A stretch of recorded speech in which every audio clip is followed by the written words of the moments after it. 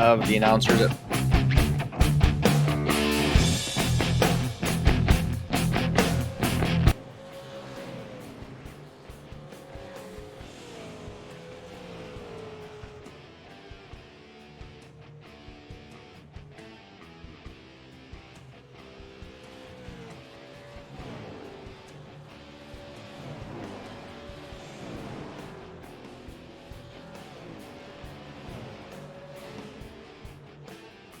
On my end, I can't see anything. Paul, do you mind maybe bringing up a little Discord video stream, and I can maybe watch the racing with everyone here? Sure, let's do that. But aside from that, I'm good. I'm Peachy. I'm Dylan Langell from Riverside Speedway and also Valley Raceway here in Nova Scotia. Joined by my buddy Kyle Young from upstate New York, and we're checking a little heat racing there. Sir, how are you this afternoon? Dylan, doing great. Glad to be here. Glad to have all of you guys here with us on VidaneTV. Should be another fun afternoon of some iRacing super late model action. Super late models here at Five Flags Speedway. As mentioned, we're already getting underway here with the action. Heat race number 1's out on the racetrack right now. It's being led by Mike Alexander. Slight margin over Ricky Arbo. They only got a lap and a half to go here, but it's going to come down to one of these two as they've got a pretty lengthy gap over position 3 coming to the white. Mike Alexander's been a guy who has proven he can win with used tires, hardly any fuel. We were giving him the nicknames Magic Mike, Iron Man Mike last night, and he's going to come around turn 3 and 4 here, and it looks like he's going to collect heat race number 1 here at Five Flags in Florida. Mike Alexander gets the checkered flag. Mike Alexander will win it. He will take heat race number 1 over the 00 of Ricky Arbo in second. John Fitzpatrick will finish third. Nicholas Nagel is fourth. Craig Kenny rounding out the top 5. And the top 5 will be the number of cars transferring to tonight's feature event. 5 cars from each of these features, or from these heat races, excuse me. Looks like we'll have 4 or 5 of them, depending on how iRacing decides to divvy these guys up. But we'll definitely... I feel confident we'll have at least 4. We'll see if that 5th one gets used at all.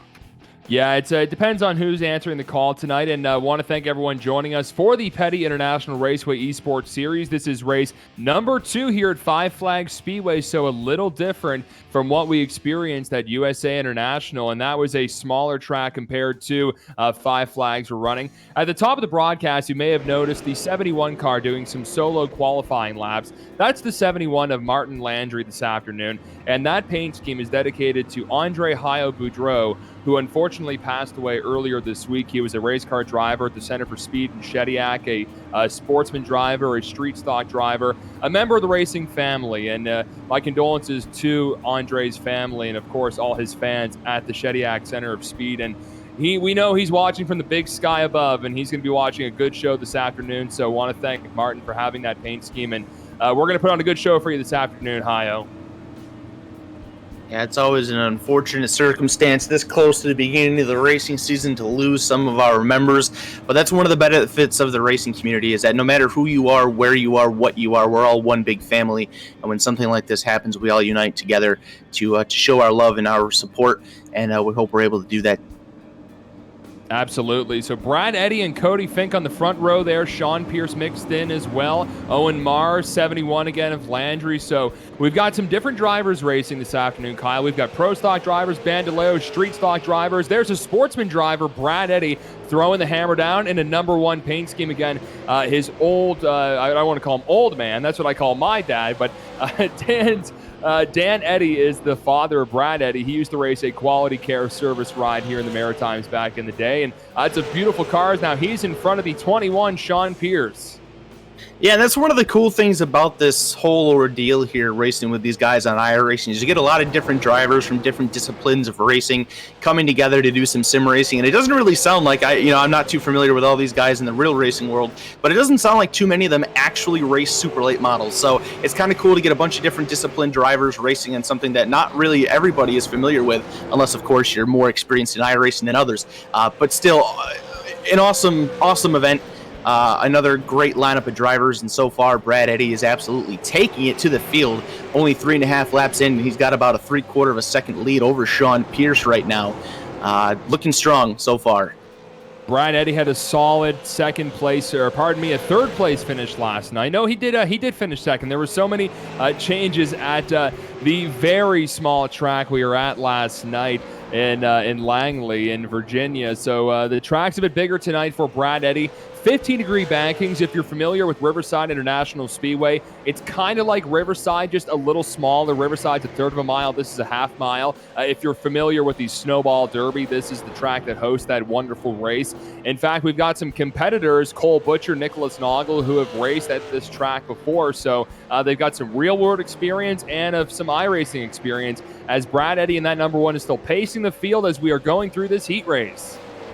Of course, this is also the combination that you see in the real world Snowball Derby, the same racetrack, the same race cars, just a little bit different from what we're doing here in iRacing today.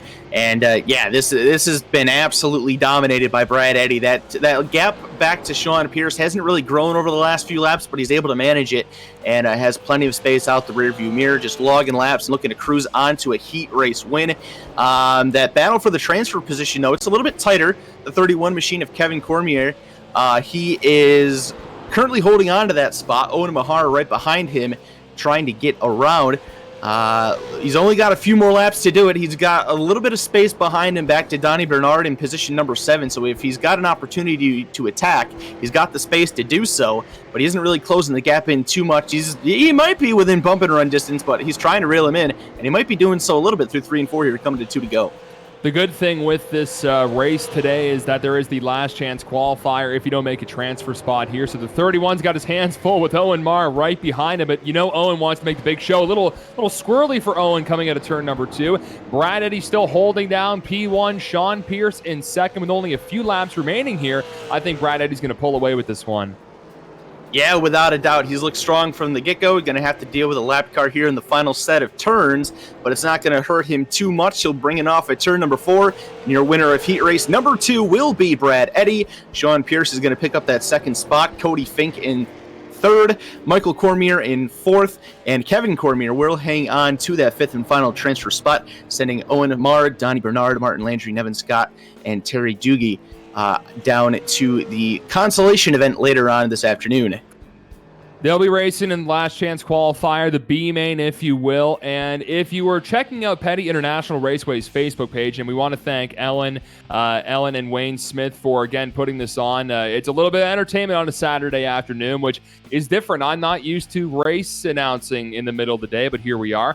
Danny Chisholm got the big win last Saturday after a great battle with Brett Suggs towards the end. So Danny Chisholm is the point leader. Again, this is a 3-race series. All points are added up. Bonus points for having a clean race, bonus points for setting the pole, and other bonus points can be awarded this evening. Danny Chisholm's the point leader. Brett Suggs, he's one of the Americans racing this afternoon. He's in the number 3. Mike Alexander in the 75, currently sitting 3rd in points. His brother, Matthew Barkhouse, in 4th, and Ricky Arbo in that 5th points position. Ricky got a big win last night at Langley. He was so emotional with that win. It was so great to see. So he is fired up to race some super late models today. We raced ARCA cars last night. We're back to the super late models this afternoon, and we're getting ready for heat race number 3. Indeed we are. Pace truck bringing them around for their second of 2 pace laps. We'll be getting him off the racetrack here very soon. This one is going to be led by John Kane in the 35 and Todd Cousins to his outside. Chris Roma, Keith McClellan make up row number 2. Greg Seward and Trevor Smith on the outside of row number 3. Getting ready to go here. We're going to go another 12 laps. Another 5 cars will make it into the show. Let's see how this one goes. Let us know where you're watching from this evening or this afternoon, I should say, on VidaneTV or Tim's Corner Motorsports. Love seeing all the shout-outs of where you're living from right now. And again, let us know who you are cheering on here on iRacing this afternoon. Green flag is out for John Kane on the inside with the number 2 putting some pressure on the outside. Now the 2 of Collins will grab the lead for Cousins.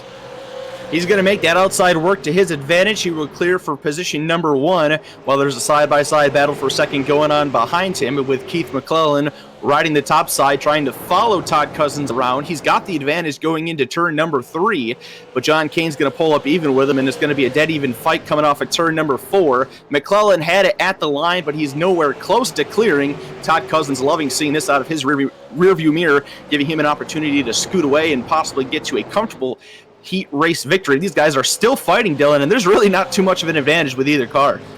Todd Cousins is one of the newer drivers for the Petty Raceway eSports series, but he's proving that he certainly belongs here with the big boys, as that battle for second is huge right now. It was almost 3 wide coming off of turn 2. So the number 2 in a league of his own right now, and we've got a great battle heating up for second again. Top 5 are moving on to the 100-lap feature coming up here this afternoon at the virtual Five Flags Speedway. I mean, you can just see it's door handle to door handle racing between John Kane and Mccullen as well, along with Chris Roma in that 4th position.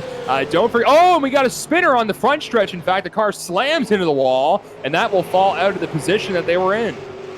Yeah, that's Trevor Smith, and now he's going to get tagged, and we got trouble on the backstretch. Trevor Smith and the 62 of Brent Roy get collected. The caution flag will fly, and what a heartbreak for Trevor Smith. He was sitting comfortably inside a transfer position, made a slight mistake coming off of turn number 4, made contact with the inside wall on the front stretch, and then his race goes from bad to worse as he gets collected coming off of turn number 2 with the 62 of Brent Roy. Now he's not only going to miss the feature in this heat race, but he's also going to have to start pretty deep in the Consi. Yeah, it's a tough go for Mr. Smith, as he's going to be sent back after he was knocked down to that inside wall. And here's something you don't see every day: the pace truck driving through some of the cars. I'm always amused with that here on iRacing. So Cousins is still the leader with Roma in 2nd, Keith McLennan now sitting in 3rd, John Kane in 4th, Crawford in 5th, rounding out the top 5, and that will be the 5 that would move on here under caution with 5 laps remaining. You know, you mentioned the pace truck driving through the field. I'm not too sure how familiar you are with the wide world of sim racing, Dylan, but it's actually a lot better to have that happen than what would happen in the NASCAR Racing 2002 season title. The pace car is actually solid in that game, and if you get hit by the pace car, you actually get hit by the pace car. It's kind of funny when the pace car freaks out and it's kind of creating a tornado whirlwind of plowing through cars. Fun to mess around with. Obviously not what you want to see happen here, and iRacing made sure to change that for this platform. Yeah, I have Dirt to Daytona on the GameCube. It's the same kind of deal. You got cars that'll slam into the pace car, and that pace car is made out of concrete, I swear, as they'll just slam into it. So I think we're going to go double file here, Kyle, as we're still working away here. Now, caution laps do count in these heat races, the consolation race, and the feature coming up a bit. So if you're a driver further back in the pack, it's probably nice getting bunched up once again, but that takes away green flag opportunities for you to gain a position. Yeah, it really does. It looks like we're going to get the one to go this time, so they're only going to have 2 laps to fight this one out. No green-white checkered as of right now. Of course, that could change. But while it is a green-white checkered, it's just a legal green-white checkered. We're not going into any overtime here. So got some positions changing up. Keith McClellan, this actually works out great for him. He's going to restart on the bottom. See if he can't maybe make a charge on Chris Roma. Here we go. Pace car's off. We're back to racing. Todd Cousins with a great start. Looks like the top 3 are going to have an opportunity to single file out. A fantastic restart for Todd Cousins. He leaves the field in his dust and lets them fight it out amongst themselves for the final lap and a half. Todd Cousins pulls away from Roma in the 83. There's the Bud Light machine of McLennan sitting in that 3rd position in the number 30. Single file racing, really. There's the battle for 5th right now, as you can see a few cars trying to get in that position, trying to get in the big show this evening. It's really going to start heating up here as we go through this afternoon. I keep saying this evening, this afternoon. I'm all jumbled up here because we're racing at a different time. And there is the 35 you were just focusing on for just a second, that old Brad Mann paint scheme on the 35. In fact, with a few laps remaining here, that was the final lap, wasn't it? I think I don't have the graphics up. So Cousins wins. Indeed it is. Todd Cousins will take the Heat Race 3 victory. Chris Roma comes home in 2nd. Keith McClellan 3rd. John Kane will be 4th. And Ryan Crawford will take the 5th and final transfer spot directly into today's feature event. Now you got me doing it. I guess sorry. It's not necessarily, it may not be entirely incorrect, because in iRacing, in the sim, it's 7:40 p.m. So I guess in that standpoint, we're still accurate. Yeah, the sun is setting, so good afternoon to all the VidaneTV viewers, and good afternoon to all the Tim's Corner Motorsports viewers, and any fans of Petty Raceway, any fans here in the Maritimes, Atlantic Canada, or wherever you're watching from. And there's Evan Osborne in the number 8 with the Nova Scotian tartan paint scheme next to Mike Rhino along with Mark Williams. Then we have Dave Oblinus in the 48, a very popular driver from New Brunswick who is kind of a rookie here on the iRacing deal. Then we go through the field. We have Todd Tufts in the 72, followed up by Rational Richard Drake in the 141, who is currently sitting 6th in points, so a solid run from him. Wade Craswell in the 67. Then we have Chris Ewing in the number 12. And Cole Butcher, a late entry for this race, Parts for Trucks Pro Stock Tour champion a couple of times, and Devin Smith in the 94 at the back of the field, and there's Evan Osborne again. So I got some graphics up now, Kyle, so I'm going to be following here big time. That obviously makes the things so much easier. Little bit. So I want to thank our producer, Paul Strickland. Showtime? Is that the nickname I think it was? I believe that is the nickname I have given myself, yes. I appreciate it because I was a little lost there. We've had a couple tech snafus here, the touching the wires and the trees and birds and just internet stuff that happens sometimes. But this is going to be another 12-lap heat race with Evan Osborne on the inside, Mike Rhino 34 on the outside. If you watched last Saturday, the race at USA International, it came down to the last couple laps before we found a winner. I'm hearing the beers or the pops cracked, and the green flag is now out for Evan Osborne in the 8. A great start by Evan Osborne. It was so great that Mike Rhino was able to jump down to the inside line before they even got to the start-finish line, so I'm sure that is no problems for Mike whatsoever. The field very quickly single-filing out here with Osborne, Rhino, Oblinus, Williams, and Drake, your top 5 at the moment. The top 3, they're pretty tucked up right up against each other. You got to go a few car lengths back between the gaps for 3rd and 4th there. But so far, so good. Nice and clean, single file throughout the while here as we're 2 laps into heat race number 4. Yeah, and some beautiful paint schemes on these cars, Kyle. Dave Oblinus actually running a paint scheme that he runs in real life on his sportsman car at Speedway 660, and whenever he races on the Maritime Pro Stock Tour, which is really cool. But then you have Evan Osborne in the 8 with the Nova Scotian tartan, that Celtic, Scottish heritage. A lot of people have that here in Nova Scotia. Proud to wear that here as we are Nova Scotia strong, as we are going through some difficult times here in this province, as well the world with COVID-19. But Evan Osborne's the man in front with Mike Rhino, the 34, currently in 2nd, and Dave Oblinus from New Brunswick sitting in 3rd on lap number 5. Really a pretty calm heat race throughout the most part. These guys, as mentioned, they went, as soon as I say that, I hear some contact. We got trouble on the front stretch. The 12 of Chris Ewing, he has spun it in front of the leaders. He's down to the inside wall, facing the wrong way. He gets the car off the racetrack. It appears we will stay green, but an unfortunate circumstance for Chris Ewing. That will set him up very poorly for later on in the day. The commentator's curse may have just kicked in there, Dylan. I thought we were all calm and clean and collected, and then I hear some banging, and we got a problem. The amount of times I have said, things are pretty calm here, and then a car piles it into a corner. I'd be pretty rich if I was betting money on that. We're on lap number 8 now of another heat race here this afternoon for the Petty International Raceway eSports Series. Race number 2 this afternoon at the Five Flags Speedway, Pensacola, Florida. I would love to be in the Florida sun. Maybe not with the conditions of COVID-19, but, maybe a year ago being in the Florida sun for sure. But the sun is setting here at the virtual track with 4 to go, and we have Evan Osborne still holding off. 2nd place, Mike Rhino. Dave Oblinus still sitting in 3rd. Williams and Rational Richard Drake in 5th. Yeah, these top 5 guys, they've got a lot of space amongst them. Looks like it's about a 2.5-second gap between Richard Drake and Cole Butcher for that final transfer spot. So not really a lot to worry about there. Butcher moving himself up nicely, though. He started in position number 9, currently running in 6th place. Now, he's not inside. It doesn't look like he's going to transfer at the moment. But, Dylan, it's extremely important, no matter where you are in this field, to finish as good as possible. Because even though you're not going to the feature right away, if you can be that 6th place car, that's going to set you up very nicely for the Consi for a good starting spot and could help you make it through that race. Absolutely. One more time around, a couple of slow cars in front of your lead. Coming around turn 3 and 4, the 8 of Evan Osborne will cruise on to win this heat race, followed up by Mike Rhino and Dave Oblinas in the 48.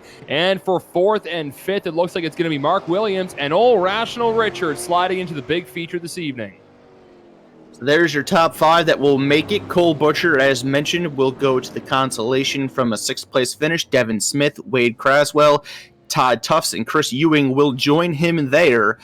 We are 4 heat races in. We will have a 5th heat race where we will qualify another 5. After this, we'll have 25 cars ready to go for the feature. We'll have what appears to be a 40-lap consolation race and then our 100-lap feature. That's right. So we got Danny Chisholm, your current point leader, going to be starting first in this heat race. Next to him, Travis Roma, Gahan in the 61, and then we have Caden Tufts in the 4th position as we'll go through the starting lineup. You can see the ticker on the top of your screen. And big thanks again to Paul Strickland from VidaneTV, getting these graphics all sweet and ready for us this afternoon, and helping out the fans as well, keeping track of who's racing this afternoon. And again, we want to see where you're watching from. Let us know. Give us a shout out. Who do you want to see win this afternoon? I love seeing that here on the Tim's Corner Motorsports Facebook, and just seeing the fans from different regions here in the Maritimes and Atlantic Canada. And we've got fans watching in the States as well. I know, Kyle, you live in New York, so it's pretty cool kind of bringing some Canadians and Americans racing virtually this afternoon. Yeah, absolutely. Checking out some of our Facebook comments here before we jump in and go green with heat race number 5. We have Stephen Holleran chiming in from Shediac, I believe that's New Brunswick, cheering for the number 71 car. The 71 is Martin Landry. Linda Quillian from Moncton cheering on Cody and John. So nice to see the Facebook Live crew coming in strong. Got a little over 100 people watching on Facebook right now. So thank you guys so much for joining us on this Saturday afternoon for some super late model iRacing action. Pace Truck is off. Dylan, here we go with Heat Race 5.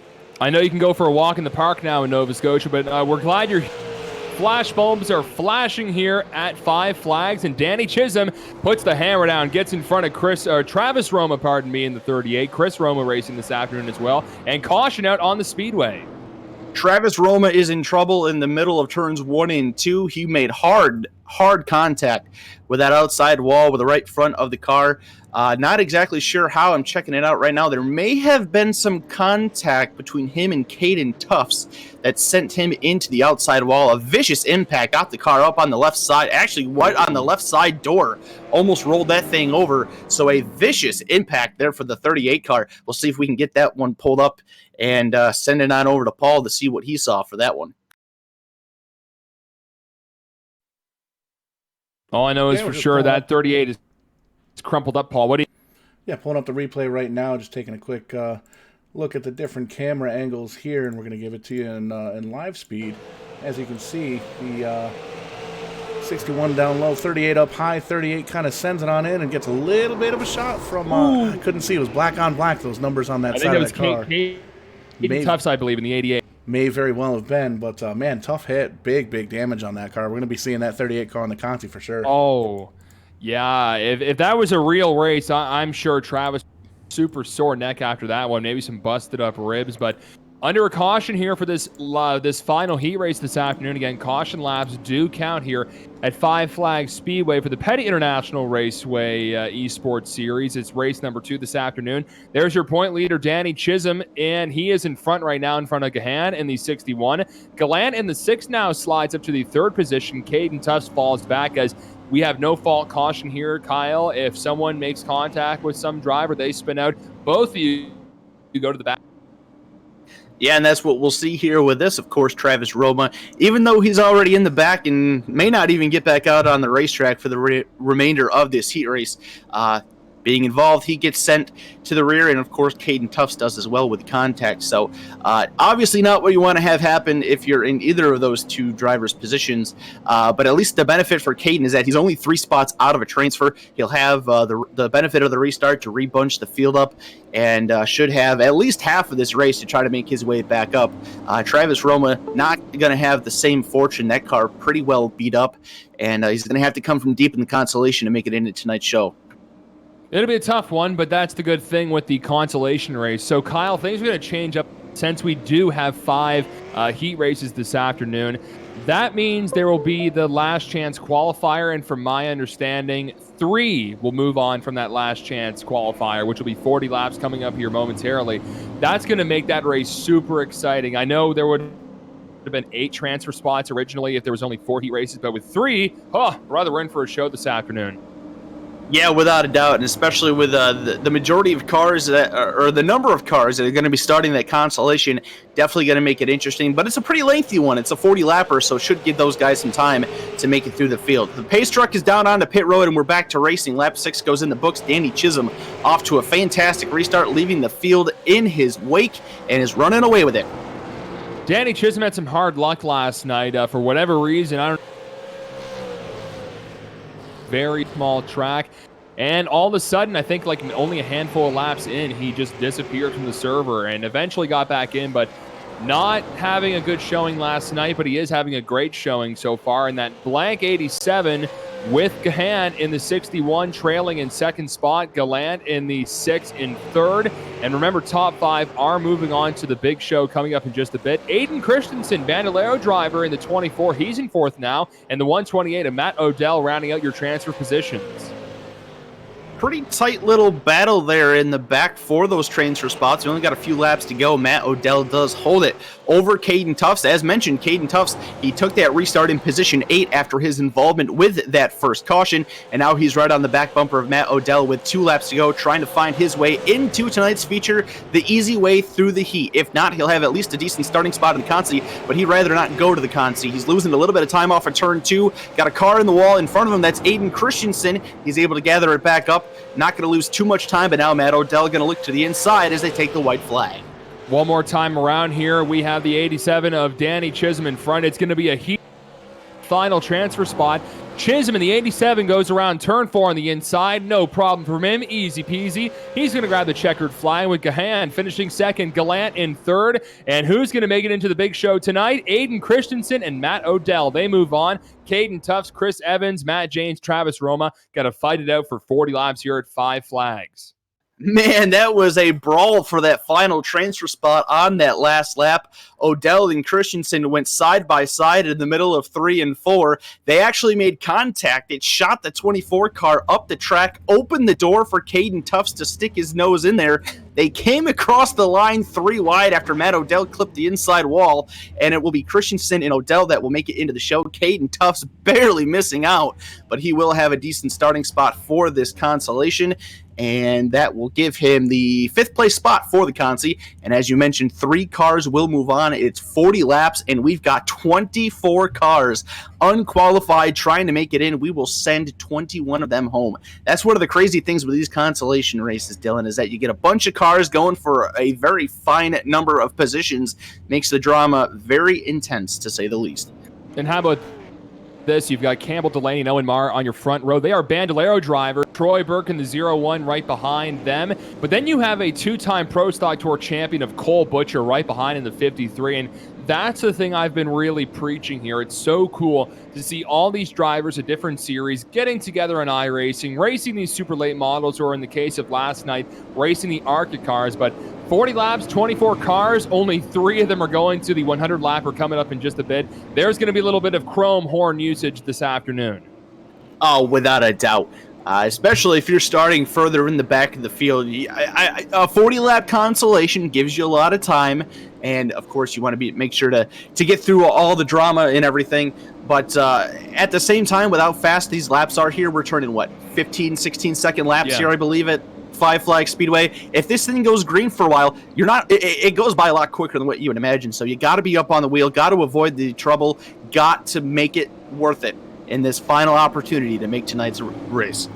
Yeah, Cole Butcher's also had some hard luck I have found in these TCM special events. He wants to get into the big show tonight. Campbell Delaney jumps the gun there. He has the leader's discretion as he was in first.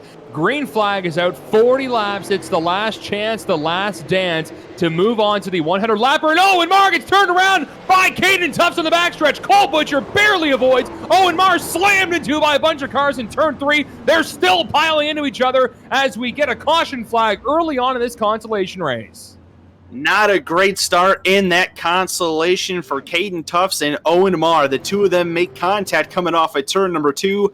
Marr goes around And I don't really know what happens here, Dylan. He kind of just lets the car drift back up into the middle of the racetrack and takes out a bunch more cars than what were warranted for that crash.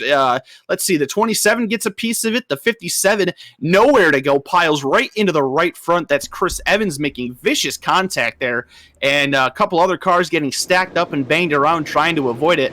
That could have been a lot smaller than what it was. That could have been really, really bad with tight corners and not a lot of real estate on the backstretch as we are watching the copter view of what's happening here. I think Caden Tufts just got a little squirrely and taps into Owen Marr, and man, Cole Butcher is lucky. He almost slammed into the 66, but other cars not so lucky. As you can see, they're slamming into each other.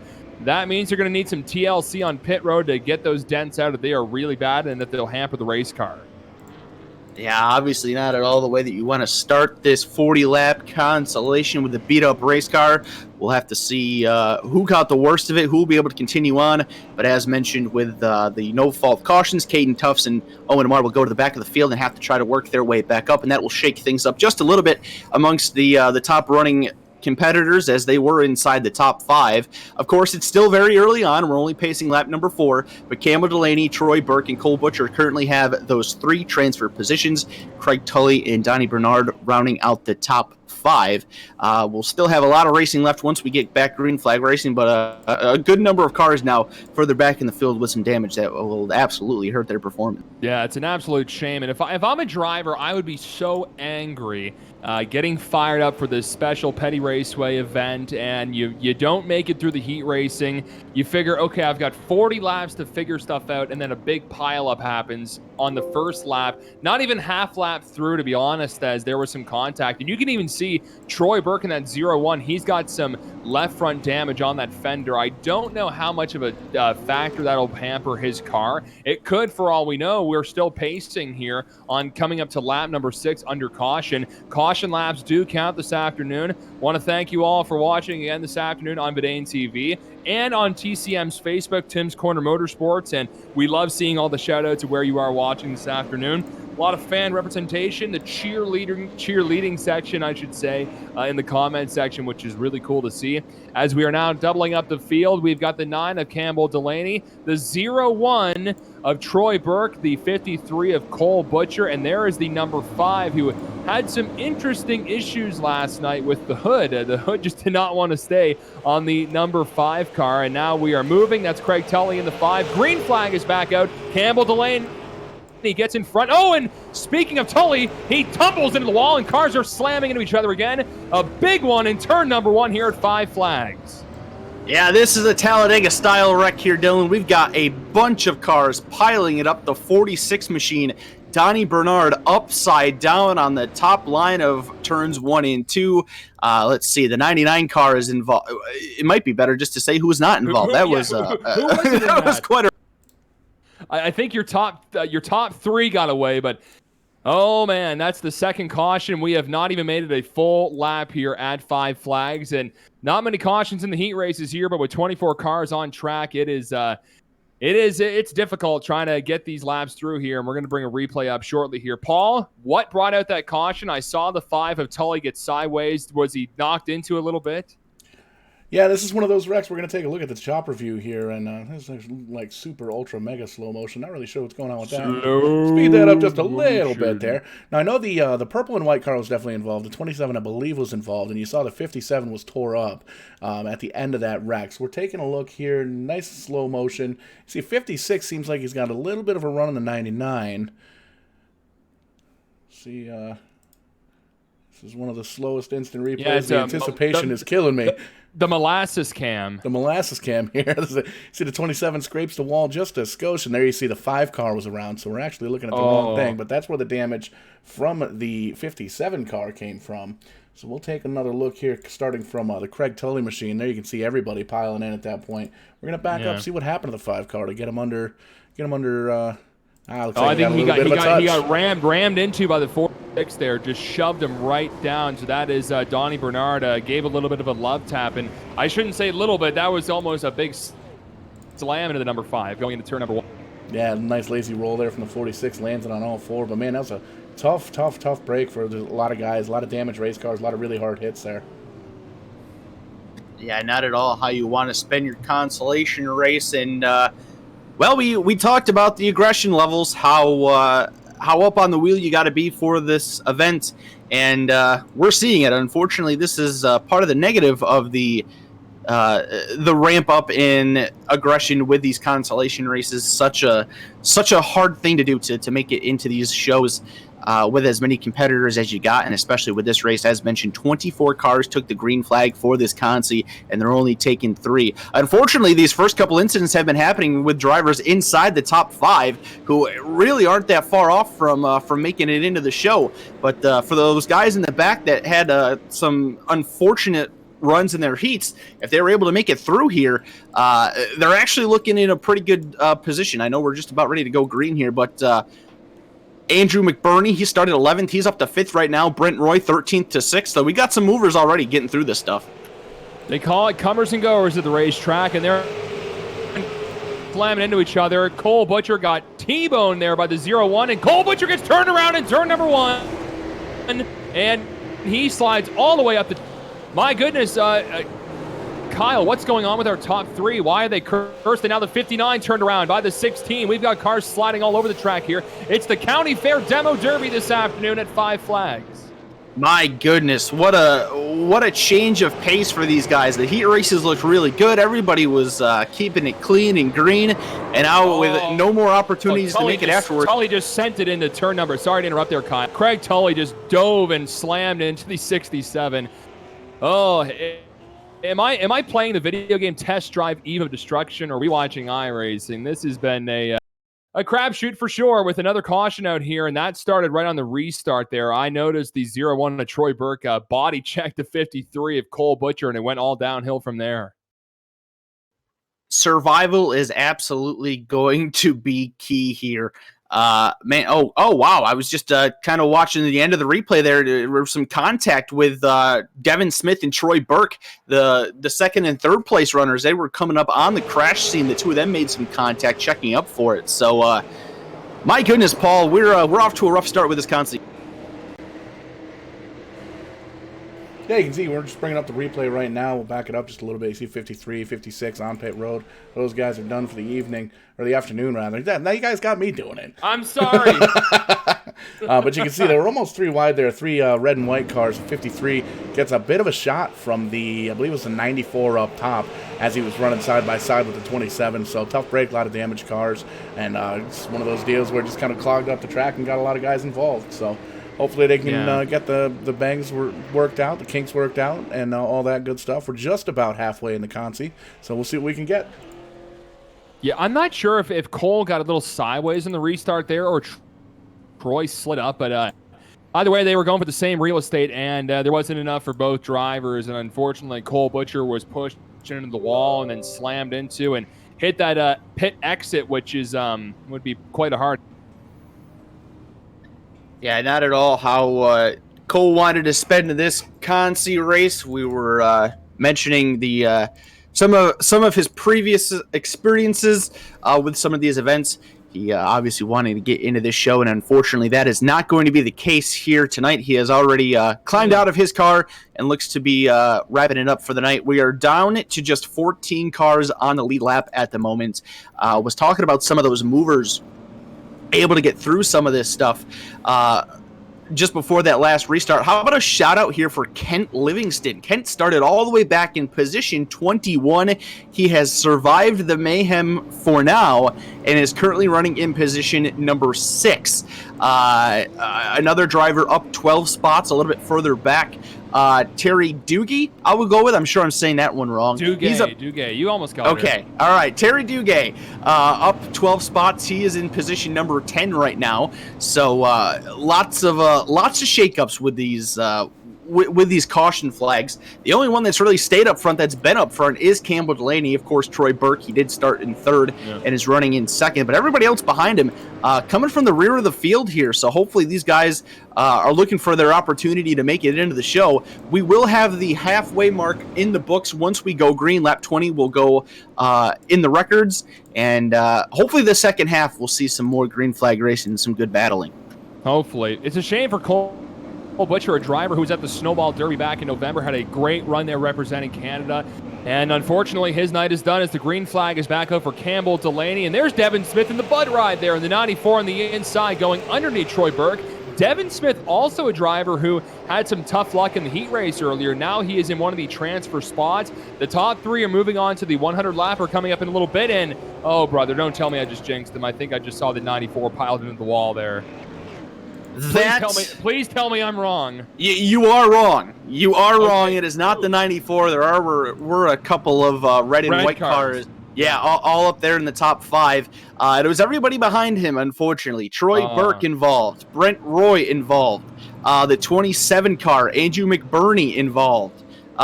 Vicious contact. They were trying to go 3 wide coming off of turn number 2. And let's see here what happens. I think the contact comes, well, it actually starts all the way at the bottom. Andrew McBurney makes a little bit of contact with the 62 onto his outside of Brent Roy. Brent Roy gets up into Troy Burke. They meet in the outside wall. Roy gets up on top of the 01 car, and then the 16, the 77 pile in. It's another mess on the back straightaway here on lap 21. Bring us through there, Paul, and see exactly what happened. So that did, as Kyle was mentioning there, that it was happening through the back of the field on a caution-littered B main. Oh. Yeah, you can see we're 3 wide right there. 27 tried to move up into the center lane, and there was still a car there. So you see a lot of big damage on the 21, 27 rather. Check that. 71 had a lot of damage as well. Big hard hit for these guys. Hopefully we can get everything squared away here.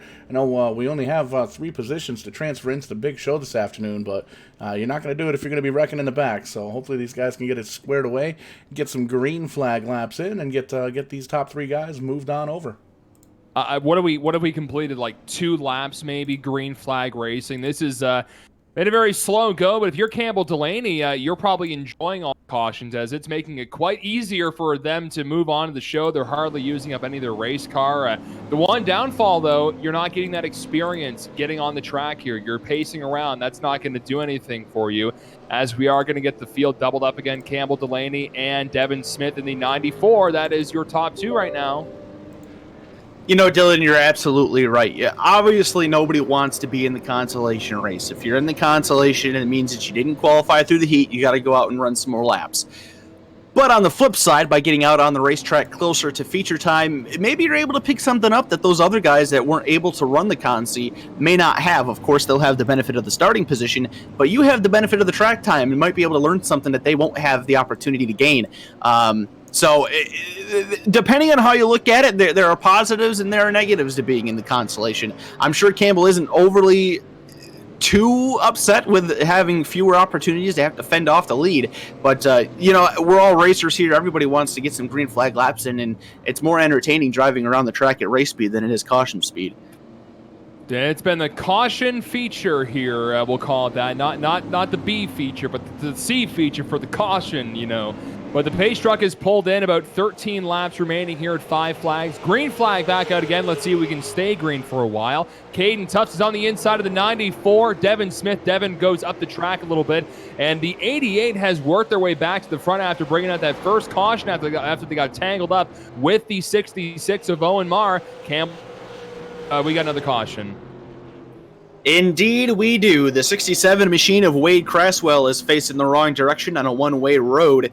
Rewinding it back here, we got, oh boy, oh geez, we got like another 5 or 6 cars smashing them up in turns 1 and 2. Wow, looks like he went to the top side, tried to maybe, I don't know, let off, fall back a little bit, and got ran over by the 72 car. He comes down into the 57. The 57 spins on the bottom line. The 67 gets hit again, and we're piling them up once again in the center of 1 and 2, Paul. Yep, looking at it in real time, you can see there's a lot of damaged race cars in the back, a couple guys up into the wall, and the 67 seems like he tries to move out of the way. 72 just gets on up there. You see the 01, the 5 involved, 57 involved. 64 seems like he skates by just no problem, doesn't hit anything, no damage there. A lot of smoke from the tires and engines and expired engines and all that good stuff. You can see the pace truck and headlights on that coming on around, but big damage for the 67. I don't think he's going to be able to get up to the top 3 of that. The good thing there, Kyle and Paul, with iRacing, it only takes a few minutes to clean up these big wrecks. If this happened in real life, we hear about midnight trying to finish this race. Oh, without a doubt. We probably would have had to red flag this race 3 or 4 times to clean up all the fluid on the racetrack.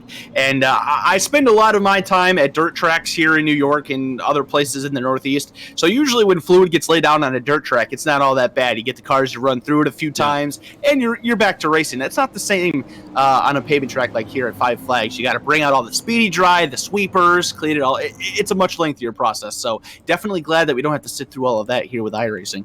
My very first time at Riverside International Speedway, the track I'm one of the first time there was in 2018, Kyle, and there was a 20-car near pileup on the front stretch on the green flag lap. Green flag came out, car missed the shift, cars piled into each other, and there was a red flag for what felt like 2 hours trying to clean that up.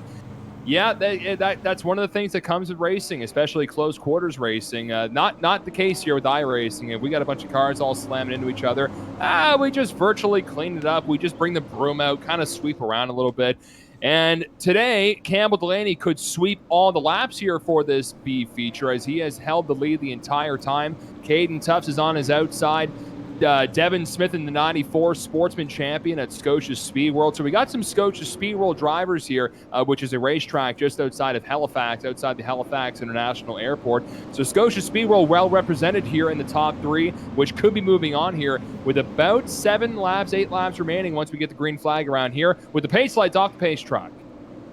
We'll see what we can do this time. Campbell Delaney running a very Dale Earnhardt-esque paint scheme out in front of the number 9 as he's been all race long. He gets a great restart on Caden Tufts. Tufts is going to have enough space to file in behind him and make it a single file train throughout the first top 5 or so. And looking through, we're crashing again in turn number 1. Depending on if it's a big incident, we may not throw out the caution as we've been under caution. Oh, there we go. A nickel for every time. This has been a very uneventful, well, at least green flag racing-wise race. For cautions, though, if you came for wrecks, you came to the right place. Well, hopefully we'll be getting all of this out of our system now so we don't have to worry about it too much later in this 100-lap feature event. That one happened early on in the front stretch. Actually, it actually looks like it started before they even crossed the start-finish line to take the restart back in position 7 or so. Looks like Nevin Scott, he was part of that one, the 33 car of Trevor Smith. Let's see, the 14 machine, that is Terry Duguay. All types of wadded up here on the front straightaway and collecting a bunch more as they go into turn 1. Yeah, we're going to look at it from the blimp camera here. You see the 14 and the 87 were around. And just what they call ARCA brakes here in iRacing. Hey, you see that purple and white machine sneak by again. But the O2 took the brunt of it, took a lot of damage to the 12 car, stuck there on the inside wall, gets it moving again. But man, a lot of hard hits in there, a lot of damaged race cars. One thing I do want to point out is it does look like there is a time limit on this consolation race. We're looking at the clock right now here in the production trail. Looks like we've got 6 minutes. Just over 6 minutes left in this race. As you can see, we've already moved it down to 4 laps to go, so we're racing 39 laps here, and that may very well adjust if we end up with another quick caution here. Things can change on the fly, and I guarantee Terry has probably ripped out his hair. He's got a full head, or at least did starting here this afternoon. With a few cautions, I'm wondering if they're going to do a single-file restart here, Kyle, as we have been doubling up here the entire time. But I find the single-file restart usually help out if there's a lot of cautions as we are whittling down the laps. It'll be 3 laps to go, I believe, this time around. The pace truck lights are going to stay on, it appears, so we'll probably end up getting the restart with it'll be a legal green-white checkered. Scrolling through the server, it doesn't look like we're going single file just yet, so I guess we'll have to wait and see if that changes at all. But yeah, it looks like we'll set up for a legal green-white checkered. Of course, at this rate, we would be, I'm sure if that was a betting line in the casino, the favorite would be to get another caution and go into overtime for this consolation race, but maybe we'll be wrong. Maybe we'll get these last 2 laps in green flag. We'll see. That's all we can really do is wait and see if the cars will pile into each other. So we are doubling up the field here. The pace lights are off.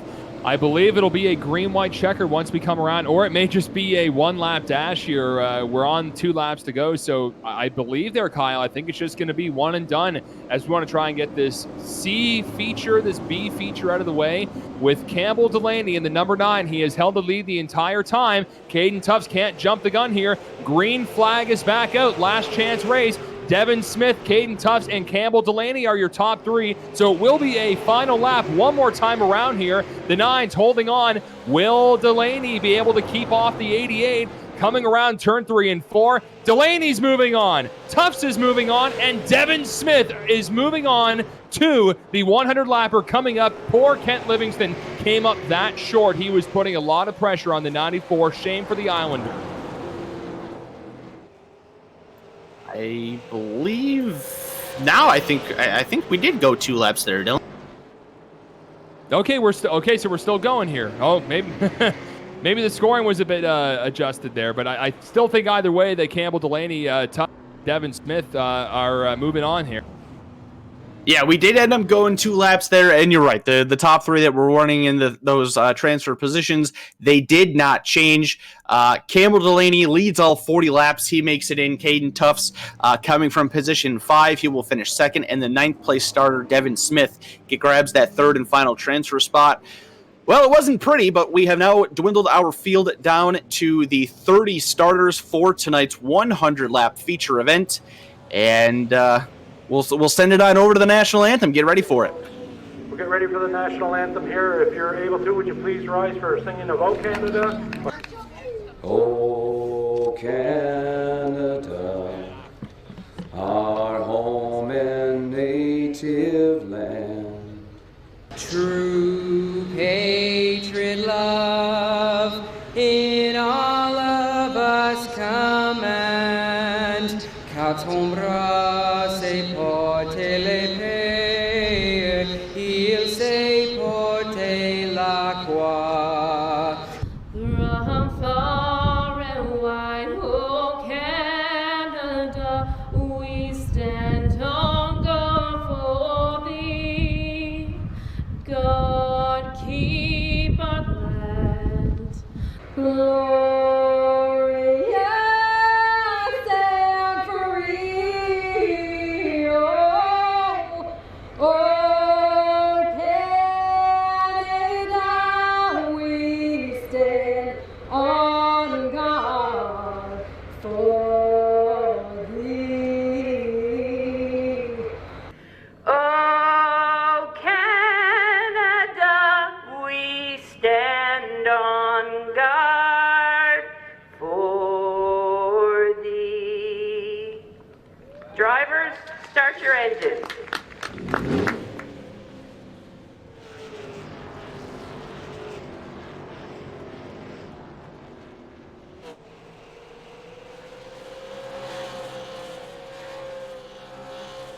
Ladies and gentlemen, thank you once again for joining us this afternoon. This is round number 2 of the Petty International Raceway eSports Series live on VidaneTV and Tim's Corner Motorsports. We're here at the virtual Five Flags Speedway as cars are just getting warmed up here before we get underway. I'm Dylan Langell from Riverside International Speedway and Valley Raceway in Nova Scotia, joined by my buddy in upstate New York, Kyle Young, on the call this evening, and our producer, Paul Strickland. Showtime running things here this afternoon. Guys, we had some fun with the heat races and some fun, if you like, wrecks with the consolation race. We know who's moving on. We had Caden Tufts. We had the Campbell Delaney ride winning that race, and Devin Smith in the 94 qualifying for this 100-lapper. We're all ready to go for some short track racing.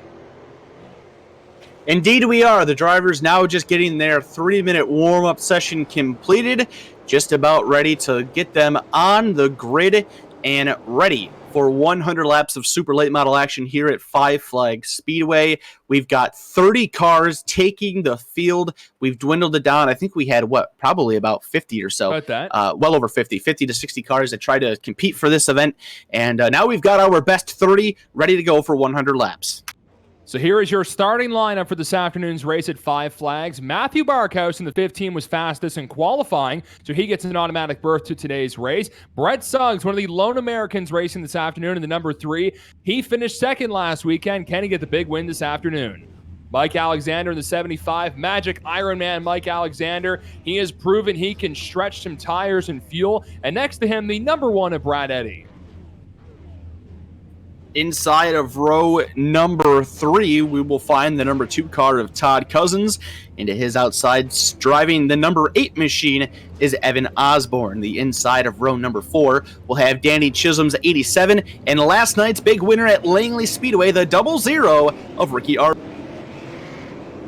Ricky Arbo put on a tremendous race. As you can see, the top there with the rest of the starting lineup. So about 30 cars, you were saying there, Kyle, racing this afternoon. We've got drivers from Nova Scotia, Newfoundland, Prince Edward Island, New Brunswick. We've got Brett Suggs from North Carolina. And these are some of the best drivers you're going to find here on iRacing and around the world, here at least in the maritime racing scene. And along with the number 3 as well, racing in North Carolina.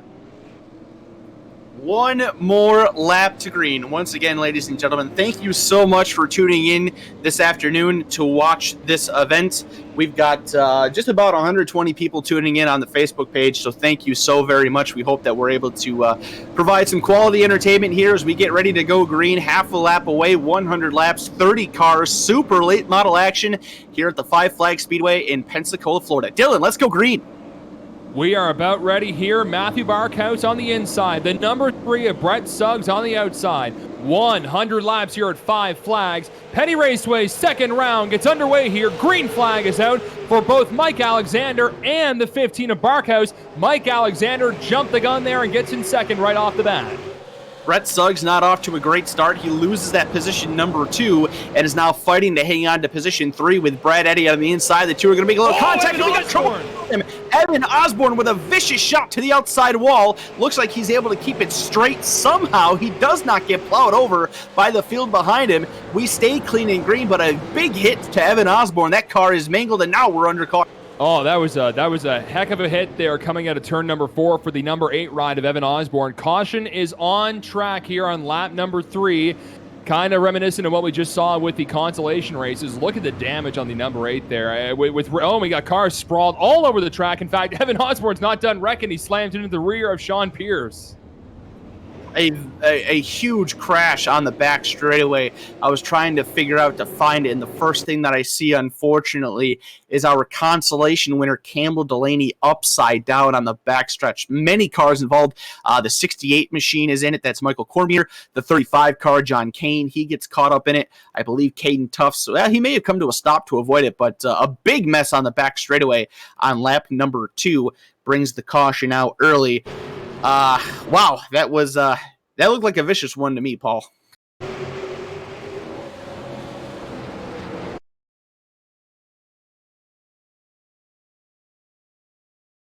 Yeah, that was a heck of a hit there as we're just trying to get it wound back to see what the first hit was and where the caution eventually came out.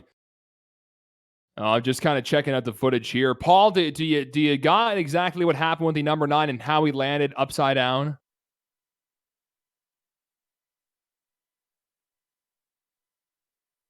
Looks to me, Dylan, that checking things out, I think it starts with the 24 car of Aiden Christensen going into the entry of turn number 1. He gets into the back of Michael Cormier, turns him into the inside. He tried to save it and then overcorrects up into the field, and it all breaks loose. Yeah, it's incredible how quick these cars can land on their lid. Certainly unintentionally for sure. As we're kind of watching the replay again from the chopper cam, get to the chopper up on top. As we're watching the GM Goodwrench cars of Craig Kenny and the 9 of Delaney. So there we go again. You can see, you can see Cormier in the 68 slides up the track and hits the number 35 as well, along with the 31. So for Delaney, I think that was just wrong place, wrong time.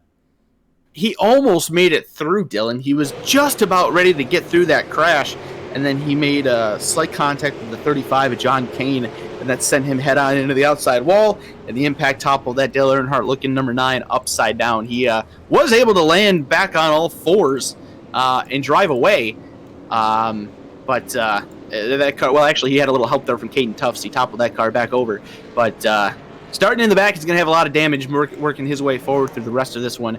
Are we getting set for the restart here? Yes, we are. We're double file. We're going to go here with lap 7 going to go on the books when we take the green. Pace lights are off the iRacing truck. So again, when we refire here, we'll be on lap number 8.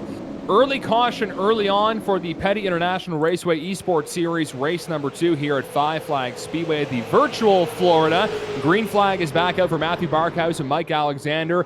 2 teammates, 2 brothers working hand in hand with Brad Eddy in that number 1, putting pressure on the rear of Barkhouse. We've got Alexander on the outside. Unlike Langley last night, which is a very small track compared to Five Flags, I think the outside lane eventually will start to get some grip for these drivers. As you can see, the 75 already using it. Yeah, I agree, Dylan. You have a lot more banking here at Five Flags than you do at Langley, and that banking helps a lot. Look at that. Mike Alexander maybe got a little bit of help there from Brad Eddy. Maybe he decided to let him down, but uses that top side. He's able to come down onto the bottom of the track now, and will hold on to position number 2. We're single file throughout the majority of the top front of the field. Got some side-by-side action going on for, looks like 9th place there. Todd Cousins is on the outside of the 2 car. He just sacrificed that spot to the 21 of Sean Pierce. Now is under fire from Chris Roma. That's a side-by-side battle for position number 9. A little bit of a wiggle out of Keith McClellan behind him, and now they're 3 wide going into turn 3. Caution flag is out for the second time. Car stopped at entry to pit road. Yeah, we've got a few cars all tangled up. I think one of them is the 94 Devin Smith at pit entry, so caution out once again. There is the 94, one of the drivers who raced their way into the 100-lapper. Caution number 2 out on the track. I think there's also the other driver who transferred as well with a lot of damage, the number 9 getting around there. So we'll rewind the videotape here, and we'll see exactly what happened. In fact, I think there was something that happened to the number 94 before the caution came out. You're right, Dylan. I'm just looking back at it myself. He made some contact with the 92 car going into turn number 1 of Ryan Crawford that just about spun the 94 around, and it does. He gets hit by a couple other cars. Oh, wow, a vicious hit into that wall opening there. Caution did not come out. He backs up, gets it back going on the racetrack, and he tries to come into pits. Looks like he had too much speed and was going to miss it and had to come to a stop. Yeah, a tough go for the 94 Smith. I love the paint scheme on that number 94. Kind of Kevin Harvick's old Budweiser paint scheme he would run in the Cup Series. But yeah, as you can see, did he try going to pit road and just spin the tires a bit? I think that's what happened. Yeah, I think he tried to get down on the pit road and he just went he was trying to enter too fast, I think. And when he transitioned onto the apron, he got sideways, was heading straight for the tires and parked it not to do that. And actually, looking at it, the 47 car, he got turned into him. So that might have been an unrelated issue there. Maybe if that doesn't happen, the race stays green and the 94 is able to duck on a pit road, but the 47 car of Cody Fink got turned around and made contact with that 94. Cody Fink from Salisbury, New Brunswick, hitting the 94 of Devin Smith, bringing out the second caution this afternoon. At Five Flags Speedway, I want to thank you all again for joining us for round number 2 of the Petty International Raceway eSports Series. If you're unfamiliar with Petty Raceway, located in Petitcodiac, New Brunswick, one of the nicest tracks in Atlantic Canada, or frankly, Canada in general. Wayne Smith and Ellen Smith run that facility, and we're all hoping that we can get back to real racing sooner than later. I know New Brunswick's been doing great containing COVID-19. I think all the cases they currently have right now are recovered, which that's amazing to see, as we're going through a tough time all across the world, and we want to see real race cars. I know some racetracks in the States, Kyle, are starting to do their dirt racing in South Dakota and Oklahoma, but we want every racetrack across the world opening up so we can all get back to the place we love, and that is the dirt track, the asphalt track, wherever on a Friday, Saturday, and a Sunday. Yeah, some other places throughout the country here in the Americas are getting back open as well. There's been some racing this weekend down in North Carolina and South Carolina. Obviously, we all know NASCAR's coming back. The Lucas Oil Late Model Dirt Series has announced their return. Both World of Outlaws series are coming back here within the next few weeks. So we're starting to get there, starting to get some more racing happening. But of course, everybody wants to actually be there. And once those grandstands open, it'll be a much different experience for sure. But for now, here on the iRacing World, we're back to green flag once again. Lap 16 goes into books. A great restart for both Matthew Barkhouse and Mike Alexander. They're going to be able to single file it out. We're side by side for position 4. That's Danny Chisholm in the 87 car trying to get underneath of Brett Suggs in the 3. Suggs has been trapped on the outside virtually from the get-go. He started this race, I think he was the position number 2 starter. Hasn't been able to really make anything happen but fall backwards, getting stuck on that outside line. He's lost that spot to Danny Chisholm, and now Mike Rhino's going to take a crack at him. Looks like he's got a hole. He loses a spot to Rhino, but now he gets in line. Brett Suggs, second in points coming into this race, and again, he's slipping back as he was starting on the front row. Now he's in front of Ricky Arbo, who got a big win last night racing at Langley in the ARCA cars. Ricky had so much to say after he won that race. He was so thankful. And another caution. In fact, we got some smoke in front of the lead cars there, so we'll have to see exactly what happened. But just before we go in to see what happened that brought up the caution, Ricky, very thankful for the opportunity for iRacing. And he pretty much said it bluntly. You know, people say this is a video game, but this is the real deal. And that win he got last night meant the... Well, I think one of the big misconceptions with this iRacing deal is that it's all a video game, and people don't like to use the word real with computer racing. And I couldn't disagree with that so much more. You guys, this is real people legitimately competing. They're just using a computer platform as their way to do it. It's no different from jumping into your real race car and competing with everybody. There's nothing scripted, no funky business with it. You actually got to get in there. You got to wheel and deal these cars just like you would in the real world. It's just on a computer compared to actually strapping into your real world super late model.